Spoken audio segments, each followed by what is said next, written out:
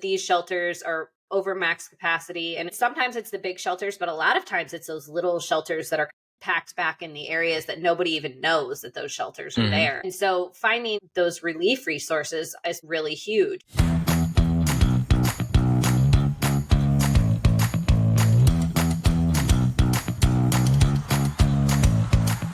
Welcome to Straight Up Dog Talk, the podcast where no topic is off limits and no pet parent feels alone. Whether you're raising a big feeling dog or just trying to do right by the animal in front of you, this is your judgment-free zone for real talk, real solutions, and real stories that remind you you're not alone in this. Today I'm joined by Michael Schneider, founder, executive director, and chief pilot of Pilots to the Rescue, known as Top Dog. Michael started this nonprofit back in 2015 to combine his love of aviation with his passion for saving animals. Now, 10 years later, Pilots to the Rescue has flown thousands of at-risk dogs and cats to safety, all thanks to the power of flight and the belief that every animal deserves a second chance. We're talking about how it all started, the behind the scenes of what it actually takes to fly animals out of danger, and what it means to turn your purpose into real impact. Let's get into it. Michael, with you, tell everybody the background behind Pilots to the Rescue. Sure. I'm the founder, executive director, and chief pilot of Pilots to Rescue. They call me Top Dog. I started Pilots to Rescue back in 2015 to combine my love of aviation and rescuing animals. So it is our 10th anniversary. What we do is we use the power of flights, the power of aviation to transport animals at risk of being euthanized. These are predominantly dogs and cats. We also do endangered species like wolves and sea turtles. We recently did some wolf hybrids and skunks and foxes. And they're municipally run shelters, usually overcrowded, busting at the seams. And if we don't get them out of harm's way quickly, then unfortunately I have to euthanize. Where do you take all of these animals to? We're mainly on the eastern seaboard of the United States, and the biggest states that we go to are the Carolinas, and we typically bring them back to our home airport, which is just outside of New York City. So that's the most typical route, but we go as far as Florida, Louisiana. We work with shelters in Texas. Sometimes they'll drive a part of the rescue, and we'll meet them in Kentucky or Tennessee. It's definitely a team effort. We've gone as far as into Canada, the Midwest, obviously into New England. So having an aircraft does help you obviously cover more distance. It's less stressful on the animals, and it's less stressful on the humans that are driving these crazy distances to get these animals out of harm's way. That's something that people don't always understand is, yeah, we're saving our furry friends' lives, but we're also helping out those passionate, amazing individuals, those road warriors that are doing this day in and day out, because most transports are done on the ground. And transport, it's hard to sometimes find transports, right? Even just on the ground, it's really difficult to find somebody that will drive a 36-hour stretch to move one animal one way to get it and then 36 hours back. That's a lot. It is definitely a bonus to be able to shorten that up with aviation. That's really cool. Do you know approximately how many animals you've rescued at this point? We've rescued over 4,000. But Wow. I feel like we're just getting started. To your point, we're expanding our ground transport fleets only because aviation is crazy expensive, as you can imagine. And not every rescue necessitates such an amazing resource. We're cognizant of donor dollars, and we use the aircraft for the high value transports or the most at risk animals, especially after like disaster response. We did a lot of stuff after Hurricane Helene and Milton. We couldn't help out with the wildfires. That's just too far. But those type of disaster responses necessitates a plane or puppies, kittens, medical cases. Ground transport is really where we're expanding our fleet. We have a strategic plan over the next couple of years to expand our ground transport. Right now, we have 3 vans. We're expanding to 10 because we found that the transportation is the most difficult part for a lot of these shelters and rescue groups to handle. And we excel at that. That's our specialty. Even within ground transport, we're working on some programs with big shelters, big groups to handle that and take it off their plate so they can focus on spaying and neutering and adoptions and stuff like that. So to your point, it's difficult. It's a big ask. It's a big lift to ask a volunteer to drive 10 hours through the night, drop the animals off, and then come back. It's a lot. And then you have to deal with all the vehicles and stuff like that. That's what we hope to provide over the next few years and grow our transportation fleet and provide nationwide coverage even. What do you do with the animals once you rescue them? You said you bring them back to your home state, but where do they go from there? Because the shelter population crisis is everywhere. It's a huge ordeal.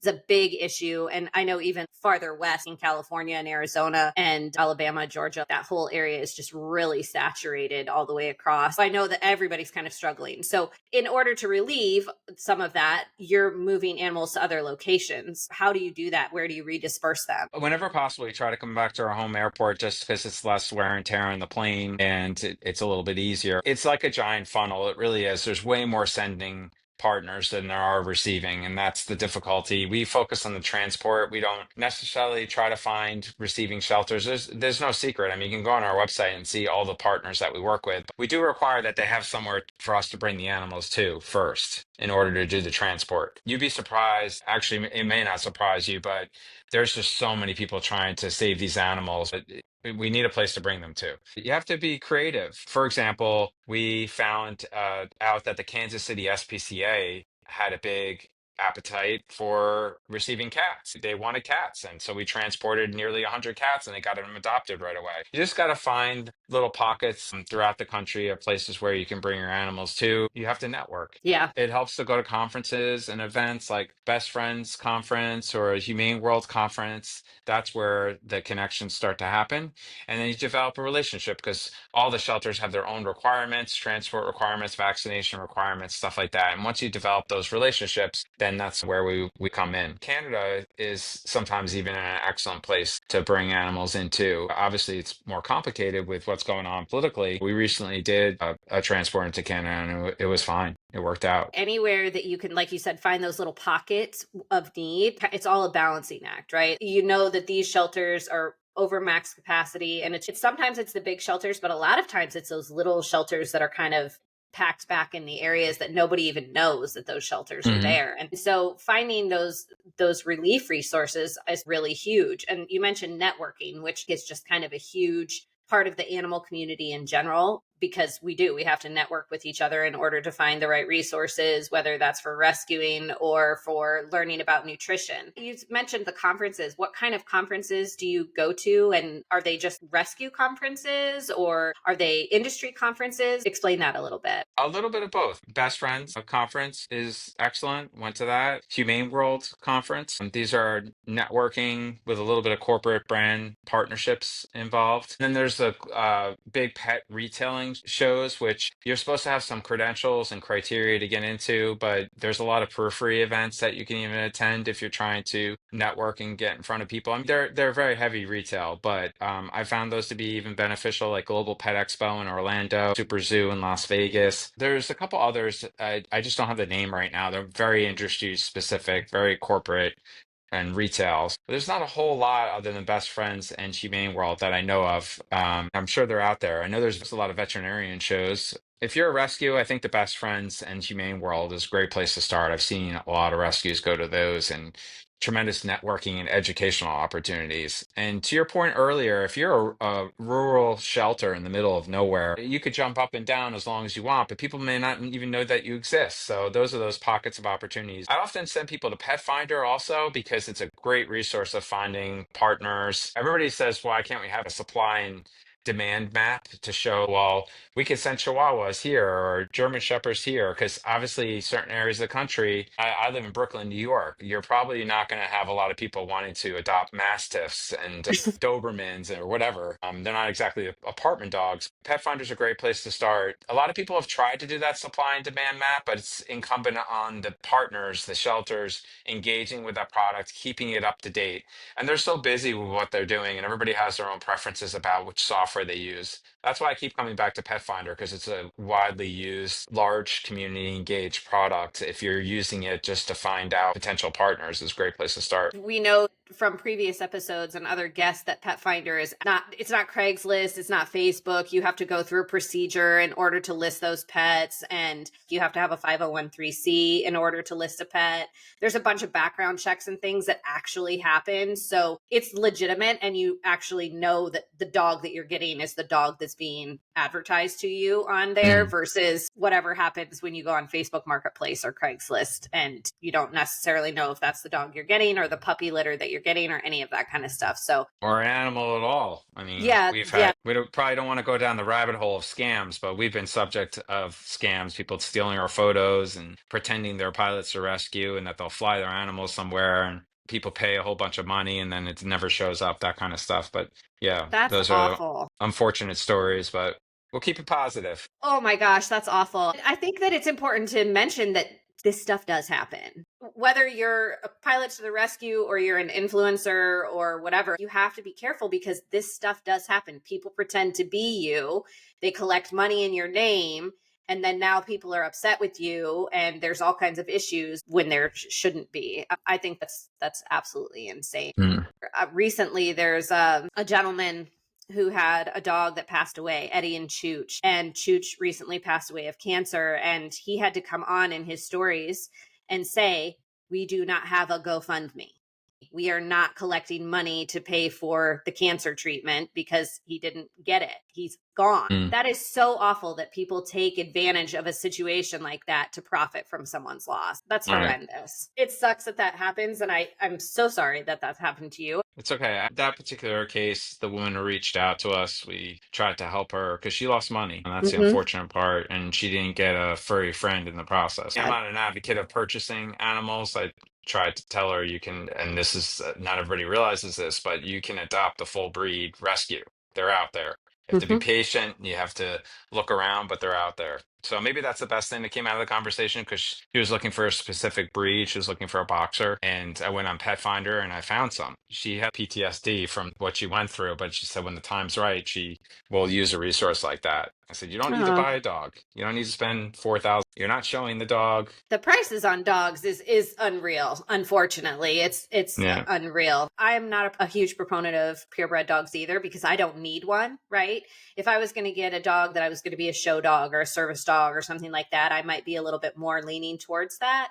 But I'm also a shop, adopt, rescue kind of girl. All of my dogs have come out of a need to help animals in need or to Right. prevent an animal from going into a negative situation. But a lot of people, like you said, just don't know that those resources are out there. There's one here in Iowa that's Golden Retrievers of Iowa. You can get purebred Golden Retrievers right out of the gate. It's just an awareness thing. It really is. So let's get back to pilots to the rescue and let's talk about, tell everybody what a rescue situation looks like. You mentioned before we jumped on here that you had done a rescue in Myrtle Beach. So why don't you step us through that and tell us how it gets started, how we get there, what it looks like when we load up the plane, all of the details. We literally did that rescue 2 days ago. This is a partner we've worked with on an ongoing basis, St. Francis Animal Shelter down in Georgetown, South Carolina. They came to us in North Myrtle. There were other partners involved. It was 29 animals, cats and dogs. But they're just busting at the seams. They're municipally run shelters that don't have the space and they bring in strays and abandoned dogs and abused animals. And it's really about making space in their shelters so they can take in the next wave of animals that come in, which is the unfortunate thing about this vicious cycle. As soon as we take them out, they're calling us and we got another group. St. Francis has a relationship with Mount Pleasant Animal Shelter, which is near the airport we fly out of in New Jersey. And we do this rescue with them, several times throughout the year. In this case, since there are so many animals, nearly 30, there were 4 receiving partners in New Jersey. One of them was from Pennsylvania.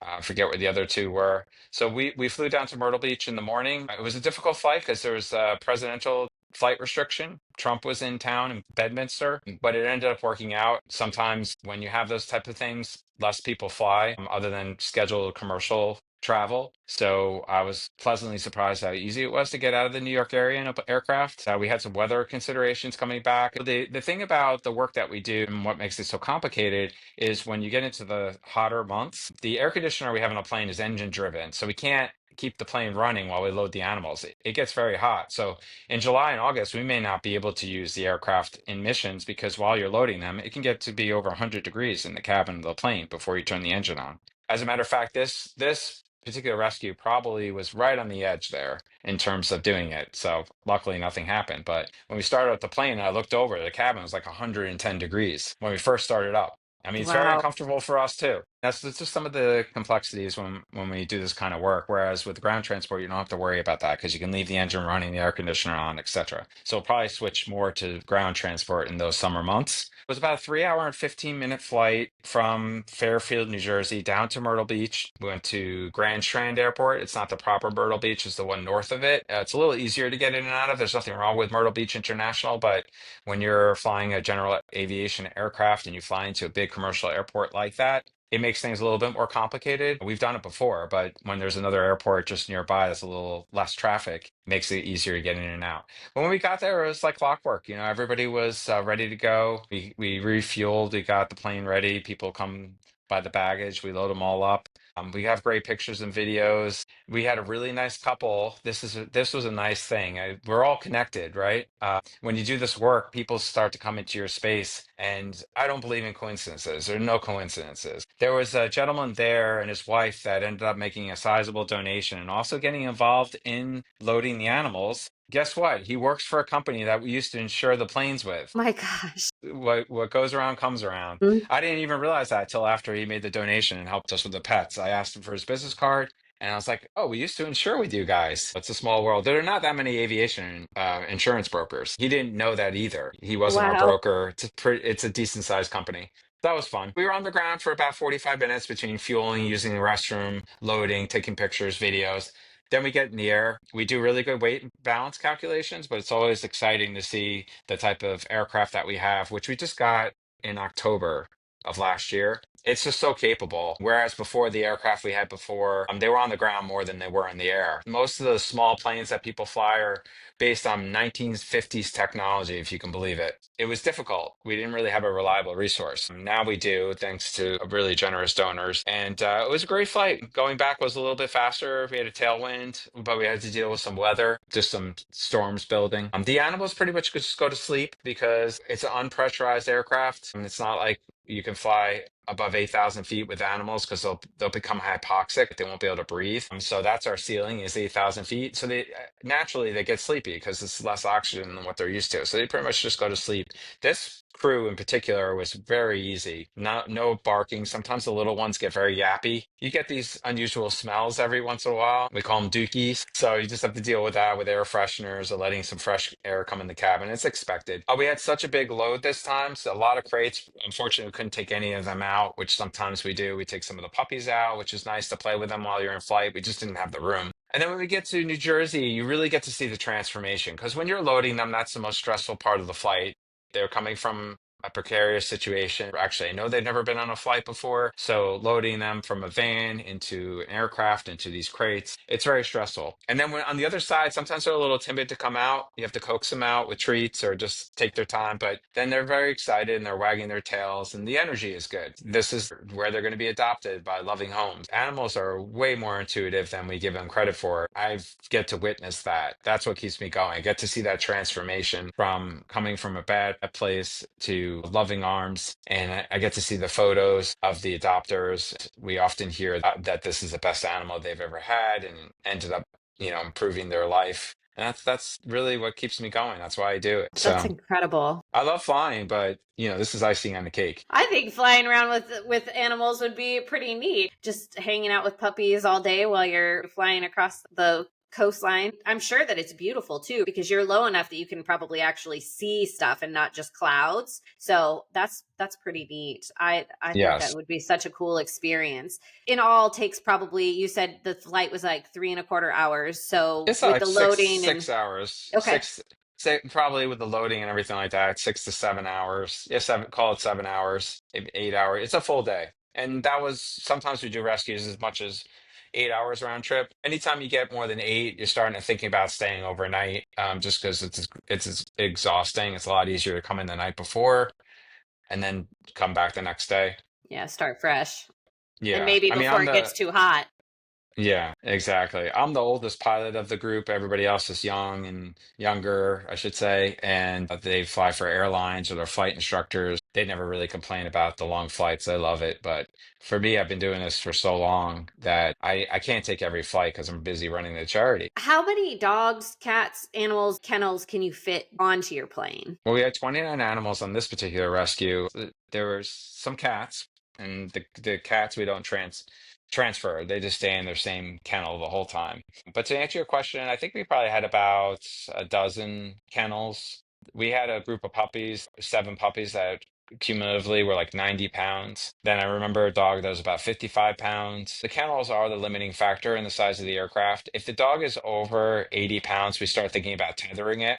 Usually those dogs are pretty much gentle giants anyway. We've transported mastiffs and what are those white floofy dogs that are really they're Great very Pyrenees. yeah, they're very malleable. I remember 100-pound dog and it had no problem getting in and out of whatever crate we wanted to put him in. It's a 10-passenger aircraft, so we can take out all the seats in the back and it's sizable. It's sizable. But it wouldn't matter how big the aircraft is because unfortunately we're still euthanizing nearly 1 million animals in the United States. So even if we had a 777 plane, it wouldn't matter. But the takeaway about what we do, our mission, of course, we're saving animals, but we're creating more awareness with this novel concept. It's not every day you hear about someone transporting animals on an airplane, and that gets attention. And then we have great outlets such as yours that want to cover our mission and people find it interesting and it gets their attention. And the next time they're thinking about getting a pet, they're like, oh, let's go down to the local shelter and adopt one this time, or let's get 2 of them, or maybe it's time to get a cat. Or remember that story about that guy who was flying animals on a plane. Let's get one of those little guys. We also create a lot of awareness about general aviation, which flying a plane is such an elusive thing today. It's an amazing experience and it's really great to expand your mind and your capabilities to do something like that. It's kind of a like lost thing where we used to have more people getting into aviation, personal, private aviation, but it becomes cost prohibitive, time constraints, and just not understanding that you can do this amazing thing. That's a subtext to what we do, but we do end up promoting general aviation a little bit with what we do. Yeah, I'm going to just dish for a second here because on my list of things, if I ever can accomplish in my life, I would love to learn how to fly a plane. I think that it is so cool. I actually thought about going into the Air Force when I was graduating from high school. But when I found out that there was no guarantee that I would get to learn how to fly a plane in the Air Force, I said, well, screw that. I don't want to be in the Air Force. And so I didn't go. But you're right. I've looked into it multiple times. It is very cost prohibitive. It's definitely something that I think is really fascinating. When I'm flying, I like to be the person that looks out the window and somebody's always like, Mm. shut your blind. I'm like, no, like this is so cool. So I've never been able to go up in a smaller aircraft, but I think that that would be really neat. I've also always wanted to go up in a hot air balloon because I think that that's also really cool. I think that it's one of the coolest things that you could probably experience. I've been in a helicopter one time before and being able to learn how to do that and control that, that's so much freedom. You're controlling this ginormous car basically that's flying in the air. It's totally different than driving on the road. So I think that it's really neat what you're doing. And I think that being able to take something that's your hobby, your passion, your life's work and turn it into something that has so much meaning is just so cool. When you can tie something else like other people's needs, dogs' needs, and helping population of animals. What a beautiful thing. Have you written a book? Are you thinking about writing a book? I think you should write a book about this. Maybe one day. My mother was an author, so you never know. It's in the genes. We've been pitched for a reality show many times. I still think that this would make an excellent show. We have a new producer that's going to be coming up with a reel and pitching us, so maybe that will happen at some point. Just to comment on what you said about the aviation thing, I got my love of aviation from skydiving. So that was the first time I had ever been in a small plane before, and I just became enamored by the single pilot and all the instrumentation and sitting on the floor of this tiny plane. I was like, how is this happening right now? There's just one person up there who's flying. We're going to jump out of this thing.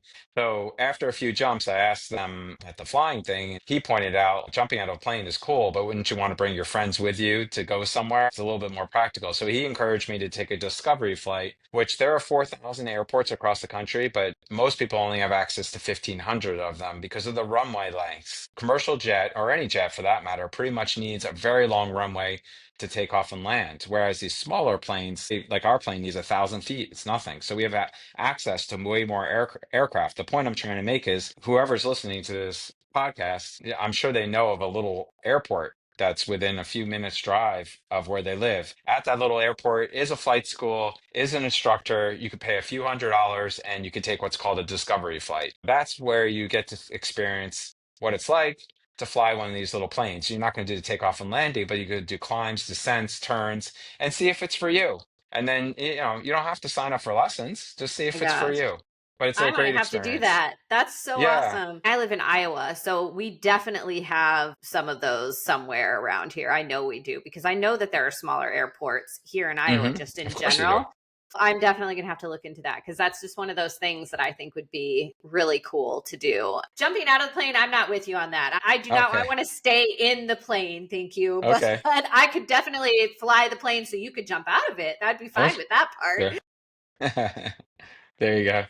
How long have you been flying? You said you've been doing this a long time. So how long is a long time? About 16 years. I have about 1,300 hours. I have a commercial license. I'm instrument rated. Yeah, I was just talking to a friend the other day. When you get to that level, there's no top to the mountain of learning aviation. There's certainly people who have more experience than I do. But I think I'm at the point now with my flying where I pick up tips and learn information from other pilots. I get aviation magazines, I watch the YouTube videos, but a lot of it's very repetitive or I already know it. And now it's about picking up practical tips from people that fly corporate or every day. And the interesting thing about that is this particular mission I talked about at Myrtle Beach, I got to take along a guy that I mentored. He was a less experienced pilot, and he used to come with me on a ton of trips as a co-pilot. And he got to learn so much from me that it really helped him in his aviation career. He might even admit that I'm responsible, or Pilots to Rescue is responsible for him getting a corporate aviation job.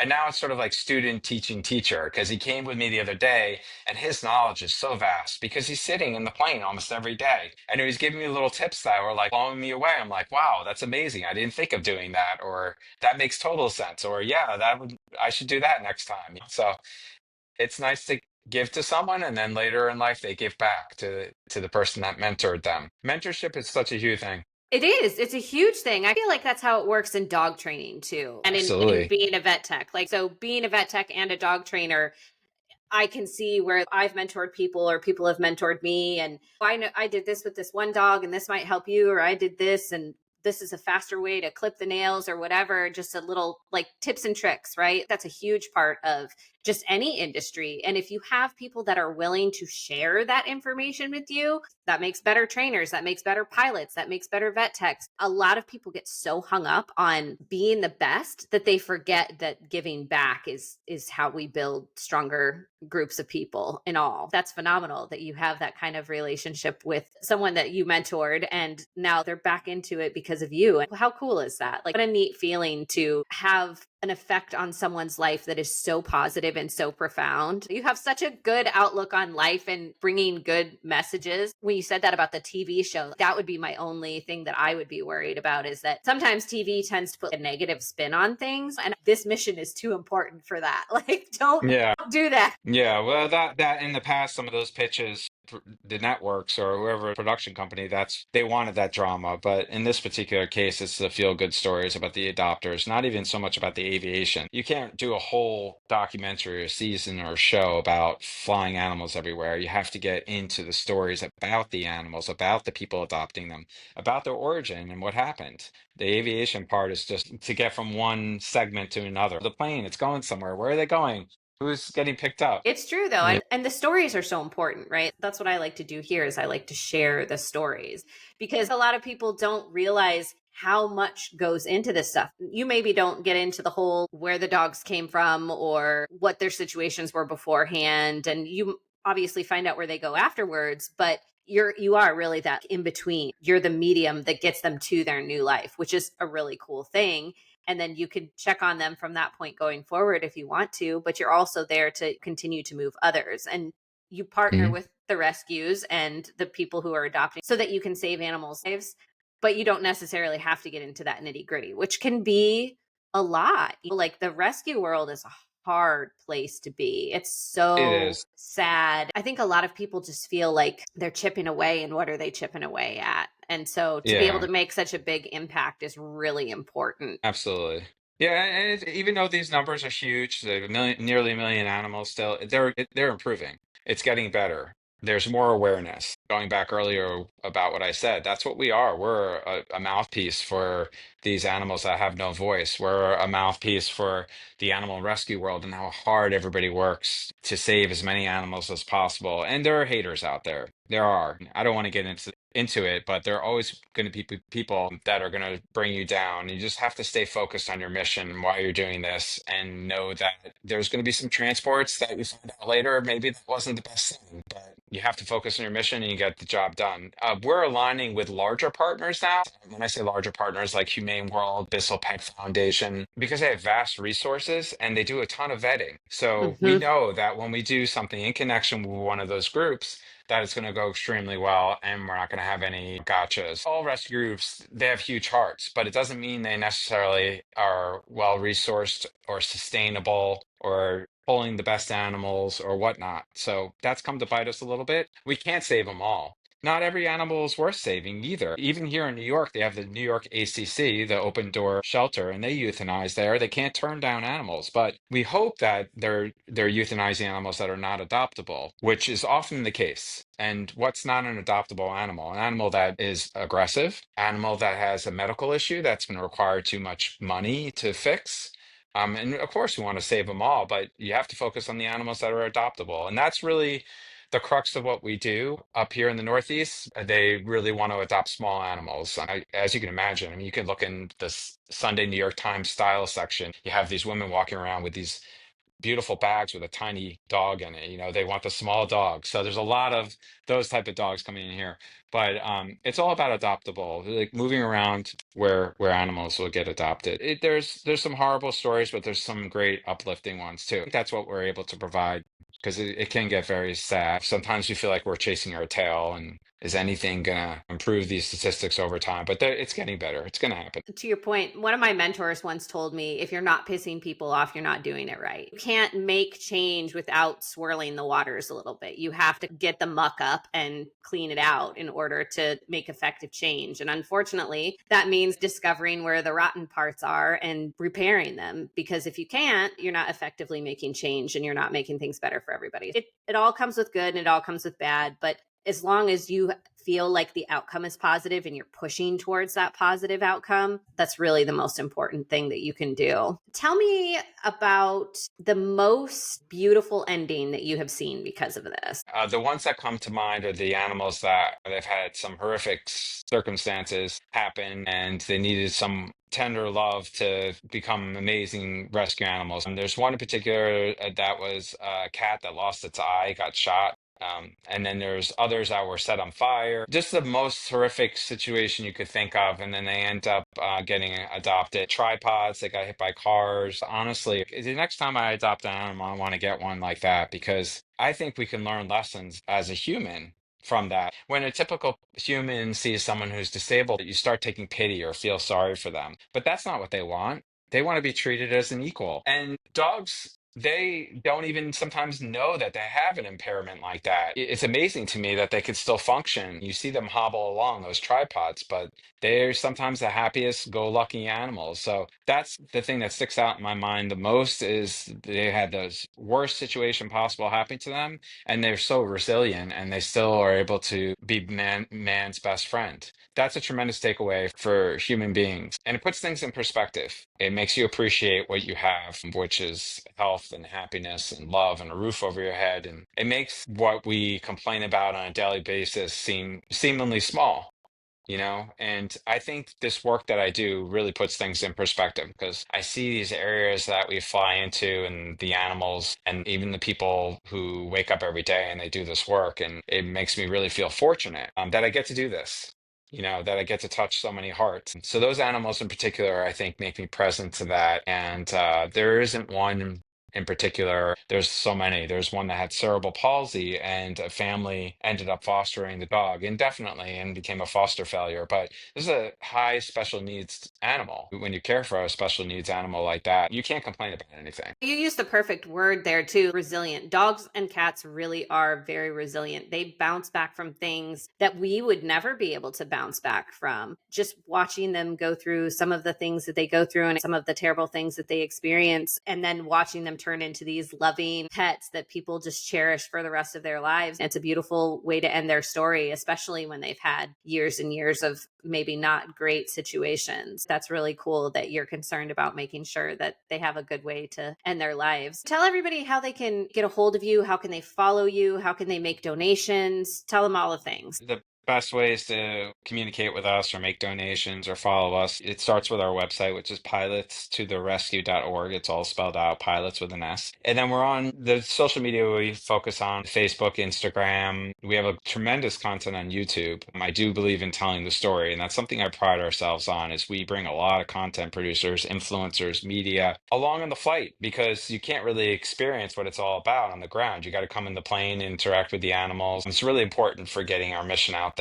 I would invite people to go to YouTube, and it's all Pilots to the Rescue, facebook.com/pilots to rescue, youtube.com/pilots to rescue. We're always looking for volunteers. I would say the volunteers we use the most are people who are willing to drive and have vehicles. We have a database of over 1,000 pilots, but aviation, again, is very expensive. We can't, as an organization, unfortunately, the FAA doesn't allow us to pay a private pilot or even pay for their fuel or renting the plane, which most of those volunteers are. They have to pay out of their own pocket. And that's why we don't have Uber in the sky. That's the real reason. It's a safety consideration. They don't want everybody just with a private pilot's license start charging to transport people.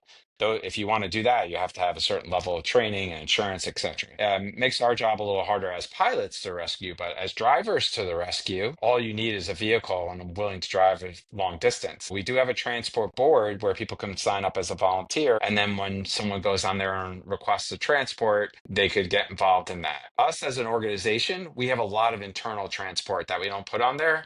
The transport board is do it yourself. It's a newer area of our charity. We're hoping it continues to grow. We don't like to say no when someone reaches out, but a lot of those transports are, as you can imagine, they're single animals. They're like all the way across the country. Provide resources for people, because it's not easy to fly with your pet today if it doesn't fit under the seat in front of you. If you have the financial means, there's things like Bark Air. I don't know if you've heard of Bark Air. Mm-hmm.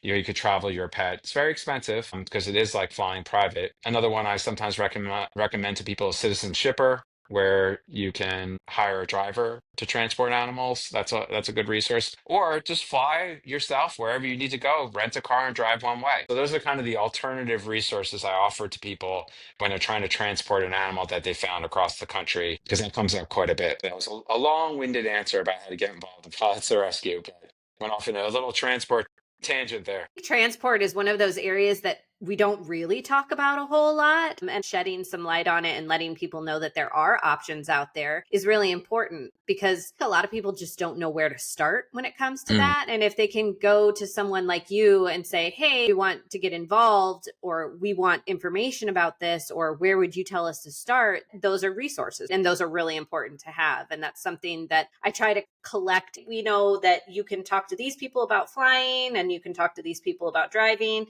And if they can't do it, they might have another way for you to do it. And that's just, it's a starting point, which is better than what they came to me with. Again, sharing those pieces of information are so important. With that being said, what would you like to leave the listeners with today? I want to leave the listeners with my personal experience with getting physically involved and giving back is my only explanation for countless miracles that have come into my life. So I would encourage people to get physically involved with giving back about something they're passionate about. So in my case, I was passionate about aviation and I loved animals, and I combined those two loves, which had led me to get married and have a beautiful family. None of that stuff was possible before I did this work. It's easy to write a check, but I would encourage people to physically get involved. So if animals are your thing, what does that mean? Go to your local shelter, take one of those animals out. You can rent a dog. They have these programs here in Brooklyn. Sean Casey, you can rescue, you can check a dog out after some training, and you can go take the dog for a walk. They need that kind of socialization. You can make a difference in that dog's life, and it could get adopted. And even if it doesn't, now you've given it some love, and that's all it wants. And getting out of the shelter where they might have been. We transported a dog the other day, a pit bull that was in the shelter for 2 years. So yeah, that's what I want to leave is get involved about something you're passionate and make a difference and watch what happens in your life. That's the challenge I give to all the listeners. Really important that you do that because that's how you're going to find fulfillment and a sense of purpose. And I think today we're a little bit all like a dog chasing our tail. And at a certain point, we realize like, why am I here? What am I supposed to do with my life? And that's how you're going to find it. Give back, speak up, get involved about something you're passionate about. So it worked for me. It's a great message, and it's one that we definitely stick to and fully encourage on this podcast. So, you guys get involved, give back, and build your passions into your dreams. And we will see you next week on Straight Up Dog Talk.